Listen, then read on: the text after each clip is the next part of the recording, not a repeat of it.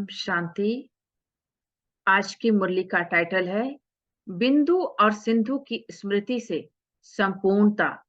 मुरली का डेट है 20 अक्टूबर 1969। तो आज बाप दादा कहते हैं, आज किस संगठन में बाप दादा आए हैं? आज के संगठन को क्या कहेंगे? आज का संगठन है ज्ञान सूर्य और सितारों का। हर एक सितारा अपनी अपनी चमक दिखाने वाला है। बाप दादा हर एक सितारों की चमक देखने के लिए आए हैं। आप सभी इस भट्ठी में आए हो तो अपने को क्या बनाने के लिए आए हो? मालूम है भट्ठी से क्या बनकर निकलना है? फरिश्ता। फरिश्ता नहीं हो, इस भट्ठी में संपूर्णता का ठप्पा लगाकर निकलेंगे। अभी फरिश्ते बनने के पुरुषार्थी हो, लेकिन संपूर्णता में जो कमी है उसी कमी को इस भट्ठी में स्वाहा करने के लिए आए हो। ऐसे हो ना? कमियों को दूर करने के लिए क्या बात याद रखेंगे जिससे संपूर्णता का पूरा ही छाप लगाकर जाएंगे? आज बाप दादा बहुत सहज बात सुनाते हैं। बहुत सहज ते सहज यही बात याद रखना है कि मैं बिंदु हूं और आप भी बिंदु हैं, लेकिन बिंदु के साथ साथ सिंधु हैं। तो बिंदु और सिंधु यह बाप और बच्चे का परिचय है। दो शब्द भी अगर याद रखो तो संपूर्णता सहज आ सकती है। स्कूल में छोटे बच्चों को जब पढ़ाते हैं तो पहले पहले क्या सिखलाते हैं? पहले तो बिंदु ही लिखेंगे, फिर आगे बढ़ते हैं तो एक व अल्फ सिखलाते हैं। तो यह भी एक बिंदु। फिर आगे बढ़ते हैं तो बिंदु की याद एक, उस एक में ही सभी बातें आ जाती है। एक की याद और एक रस अवस्था, एक की ही मत और एक के ही कर्तव्य में मददगार। अगर एक एक बात ही याद रखे तो बहुत ही अपने को आगे बढ़ा सकते हैं। सिर्फ बिंदु और एक, उसके आगे विस्तार में जाने की दरकार नहीं। विस्तार में जाना है तो सिर्फ सर्विस प्रति। अगर सर्विस नहीं तो बिंदु और एक, उसके आगे अपनी बुद्धि को चलाने की इतनी आवश्यकता नहीं है। सिर्फ यही बातें याद रखो तो सहज संपूर्णता को पा सकते हो। सहज है वह मुश्किल है, सहज मार्ग है, लेकिन सहज को मुश्किल कौन बनाता है? संस्कार। यह संस्कार भी उत्पन्न क्यों होते हैं? सिर्फ अपनी विस्मृति इन सब बातों को उत्पन्न करती है। चाहे पिछले संस्कार, चाहे पिछले कर्म बंधन, चाहे वर्तमान की भूलें, जो भी कुछ होता है उनका मूल कारण अपनी विस्मृति है। अपनी विस्मृति के कारण यह सभी व्यर्थ बातें सहज को मुश्किल बना देती है। स्मृति रहने से क्या होगा? जो लक्ष्य रख करके आए हो, स्मृति संपूर्ण, विस्मृति असंपूर्ण। विस्मृति है तो बहुत ही विघ्न है, और स्मृति है तो सहज और संपूर्णता। जो बातें सुनाई, अगर इस स्मृति को मजबूत करते जाओ तो विस्मृति आपे ही भाग जाएगी। स्मृति को छोड़ेंगे ही नहीं तो विस्मृति कहाँ से आएगी? सूर्यास्त हो जाता है तब अंधियारा हो जाता है। सूर्यास्त ही ना हो तो अंधियारा कैसे आवे? वैसे ही अगर स्मृति का सूर्य सदा कायम रखेंगे तो विस्मृति का अंधियारा आ नहीं सकता। यह अलौकिक ड्रिल जानते हो? वैसे भी अभी वह जो ड्रिल करते हैं वह तंदुरुस्त रहते हैं। तंदुरुस्ती के साथ साथ शक्तिशाली भी रहते हैं। तो यह अलौकिक ड्रिल जो जितनी करता है उतना ही तंदुरुस्त अर्थात माया की व्याधि नहीं आती और शक्ति स्वरूप भी रहता है। जितना जितना यह अलौकिक बुद्धि की ड्रिल करते रहेंगे उतना ही जो लक्ष्य है बनने का वह बन पाएंगे। ड्रिल में जैसे ड्रिल मास्टर कहता है वैसे हाथ पांव चलाते हैं ना। यहाँ भी अगर सभी को कहा जाए 1 सेकंड में साकारी से निराकारी बन जाओ तो बन सकेंगे? जैसे स्थूल शरीर के हाथ पांव झट डायरेक्शन प्रमाण ड्रिल में चलाते रहते हैं, वैसे 1 सेकंड में साकारी से निराकारी बनने की प्रैक्टिस है। शाकाहारी से निराकारी बनने में कितना समय लगता है, जबकि अपना ही असली स्वरूप है, फिर भी सेकंड में क्यों नहीं स्थित हो सकते? अब तक कर्म बंधन, क्या अब तक भी कर्म बंधन की आवाज सुनते रहेंगे? जब यह पुराना शरीर छोड़ देंगे, तब तक कर्म बंधन सुनते रहेंगे। इस क्लास में प्रश्न का उत्तर देने वाले कौन हैं? वह तो बहुत नाम सुनाए, फिर प्रश्न उत्तर से पार जाने वाले कौन हैं? इस भट्ठी में परखने की पावर आएगी। हर एक को यही कोशिश करनी चाहिए कि हम संपूर्ण बनकर ही जाएंगे। ऐसे अब हो सकता है, वह अंत में होगा, हो सकता है। तो बाकी अंत तक रहकर क्या करेंगे? प्रजा बनाएंगे, स्वयं राजा ताजधारी बन जाएंगे और दूसरों को प्रजा बनाएंगे।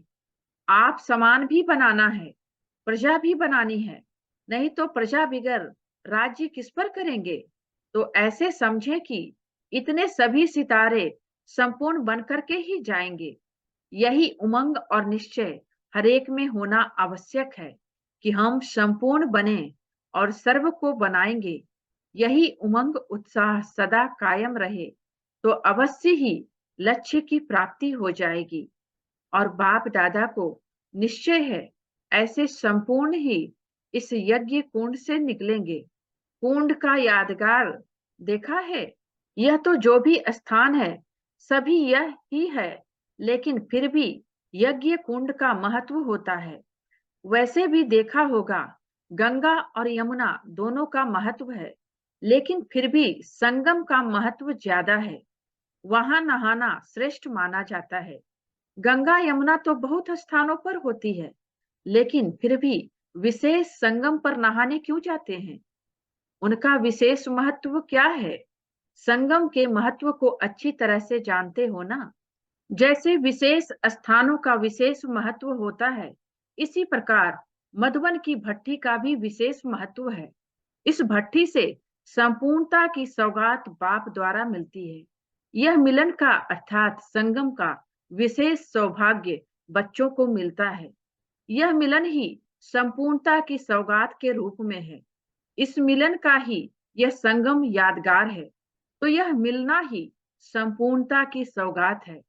भट्ठी से संपूर्ण बनने का तो छाप व ठप्पा लगाकर ही जाएंगे, लेकिन उसके साथ साथ इस भट्ठी में हिसाब करना भी अच्छी रीति सीखना है।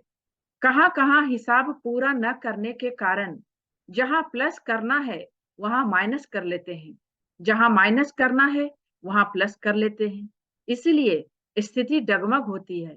यह हिसाब भी पूरा सीखना है कि किस बात में जोड़ना है और किस बात में कट करना है।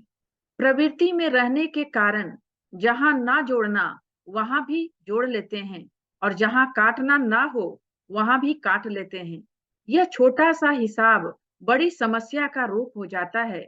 इसीलिए यह भी पूरा पूरा सीखना है कि प्रवृत्ति में रहते हुए भी क्या तोड़ना है और क्या जोड़ना है, और जोड़ना भी है तो कहाँ तक और किस रूप में। आपको भट्ठी में बुलाया है तो उसका कार्य भी बताएंगे ना। कौन कौन सी पढ़ाई की सब्जेक्ट में परिपक्व होना है? एक तो अलौकिक ईश्वरीय ड्रिल की सब्जेक्ट और दूसरी यह हिसाब करना। दोनों ही बातें इस भट्ठी में सीखनी है। अगर इन दोनों बातों में संपूर्ण बन गए तो बाकी क्या रहेगा? संपूर्ण तो बनकर ही निकलेंगे। खुद तो बन जाएंगे, लेकिन औरों को बनाने का कार्य भी बाकी रहेगा। इसी निमित्त ही जाना है। संबंध के कारण नहीं जाना है, लेकिन सर्विस के निमित्त जाना है। जाना भी है तो सिर्फ सर्विस के निमित्त। जहां भी रहो, लेकिन अपने को ऐसा समझकर रहेंगे तो अवस्था न्यारी और प्यारी रहेगी। जैसे बाप दादा सर्विस के निमित्त आते जाते हैं ना, तो आप सभी को भी सिर्फ सर्विस के अर्थ निमित्त जाना है और सर्विस की सफलता पाकर के फिर सम्मुख आना है। अव्यक्त वतन से वर्तमान समय बाप दादा हर बच्चे को कौन सा मंत्र देते हैं? गो सुन, कम सुन, सर्विस प्रति जाओ और साथी बनकर के जल्दी आओ, फिर जाओ। जब यहाँ गोसुन कम सुन होंगे तब बुद्धि द्वारा भी जल्दी होंगे। बुद्धि की ड्रिल भी गोसुन कमसुन है ना। वह स्थिति तब होगी जब यह स्थूल मंत्र याद रखेंगे। इस मंत्र से उस मंत्र का संबंध है। तब तो बताया यह कुंड का महत्व है। यहाँ आपको सौगात के रूप में मिलती है, वहां पुरुषार्थ रूप में। तो यह कुंड का विशेष महत्व हुआ ना। यहाँ वरदान, वहां मेहनत। जब वरदान मिल सकता है तो मेहनत क्यों करते हैं। इस यज्ञ कुंड से भाषा बोलना भी सीख कर जाना है। ऐसा सैंपल बनना है जो आपको देख दूसरे भी आकर्षित होकर यज्ञ कुंड में स्वाहा हो जाए। बाप दादा हर एक की तस्वीर से हर एक की तकदीर और तदबीर देखते हैं। कहाँ तक अपनी तकदीर बनाते हैं। आप भी जब किसको देखते हो तो हर एक की तस्वीर से उनकी तदबीर, उनके पुरुषार्थ का जो विशेष गुण है वही देखना है। हर एक के पुरुषार्थ में विशेष गुण जरूर होता है, उस गुण को देखना है। एक होता है गुण और गुण के साथ साथ फिर होता है गुना। शब्द कितना नजदीक है, लेकिन वह क्या अगर गुण नहीं देखते हो तो गुना लग जाता है। तो हर एक के गुण को देखना है तो गुना जो लगता है वह खत्म हो जाएगा। जो एक दो के स्नेही होते हैं, ऐसे स्नेही बच्चों से बाप दादा का भी अति स्नेह है। स्नेह ही समीप लाता है। जितना स्नेही उतना समीप। तो एक दो में स्नेही हो, ऐसे स्नेही बच्चे ही समीप भी आ सकते हैं, अब भी और भविष्य में भी। विशेष स्नेही हैं, इसलिए आज विशेष डबल टीका लगा रहे हैं। लेकिन अनोखा लौकिक रीति का टीका नहीं। डबल टीका कौन सा है। एक तो निराकारी, दूसरा न्यारापन। यह डबल टीका हर एक के मस्तिष्क पर अविनाशी स्थित कराने के लिए अविनाशी रूप से ही लगा रहे हैं। यह अविनाशी टीका सदा कायम रहता है। तिलक को सुहाग की निशानी कहा जाता है। इस तिलक को सदा कायम रखने की कोशिश करनी है। जितना जितना परिपक्व रहेंगे उतना पद पा सकेंगे। हर एक यही सोचे कि हम ही नंबर वन हैं। अगर हर एक नंबर वन होंगे तो नंबर टू कौन आएंगे। बाप की क्लास में कभी भी नंबर नहीं निकल सकते। टीचर भी नंबर वन, स्टूडेंट भी नंबर वन, तो एक एक नंबर वन। तो ऐसी क्लास का तो मधुवन में चित्र होना चाहिए। अच्छा, ओम शांति। तो थैंक यू बाबा का और थैंक यू आप सबका। ओम शांति।